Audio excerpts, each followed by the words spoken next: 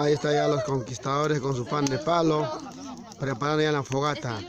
Este es concurso interunidades, ¿ya? Cada consejero va a presentar sus panes con sus conquistadores, cada uno. Ya aquí están ya los conquistadores preparándose ya con su pan de palo, ¿no? Ahí está Evelyn, Milady, Rubén. ¡Yo! Ahorita voy.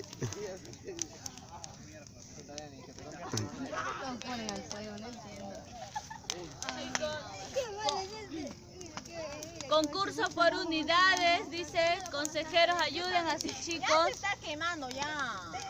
Oye, Marisol, ayuda a tus chicas. Más abajo, hermana Clara, más abajo. Muy arriba.